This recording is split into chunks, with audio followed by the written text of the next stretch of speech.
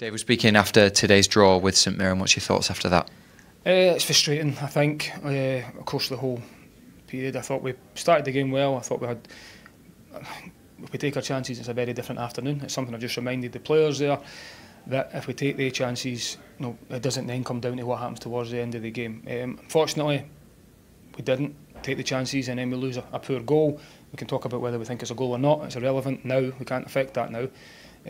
But massive credit to the players again to then going right to the very end, getting back into the game, and then there's an opportunity right at the very end as well. So I think what the players have given over the last 6 weeks has been incredible. The level of performance to keep going, to be dealing with adversity like they have done throughout this period as well, takes a lot of courage, and I'm delighted with that. But I keep just reminded the players that if we want to keep improving, which we do, and we want to keep getting better, opportunities that we're creating today and within the game, if we take them, it's a very different afternoon. So we know we need to keep improving, but there's a lot to be positive about as well. Yeah, there were two big moments in the game, the St Mirren goal that went to VAR and then a penalty call right at the end. What were your takes on them? Yeah, I think why VAR has been brought in is to always help the referee. It's very difficult for the referee to give. I'll start with a penalty. I think it's very hard for him to give that on field with how quick it happens and the distance the ball travels and all these things.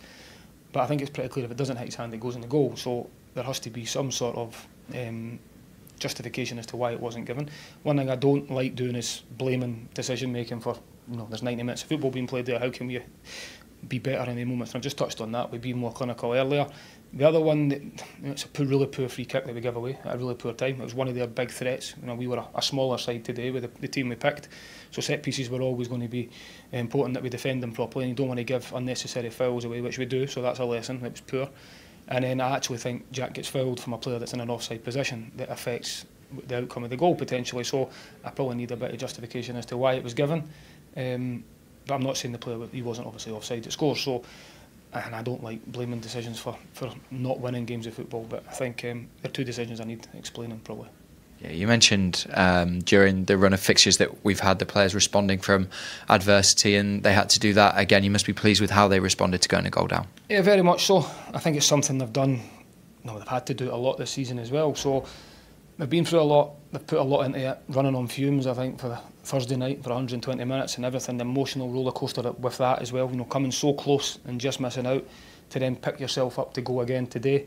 And I thought they'd done that. I thought obviously the players that came in gave us a freshness, created enough chances to win the game. We need to be more clinical. It's something. If you look at even the two European games, if we're more clinical, we could potentially still be in Europe. So I think that's something that there's a lot of improvement to be done.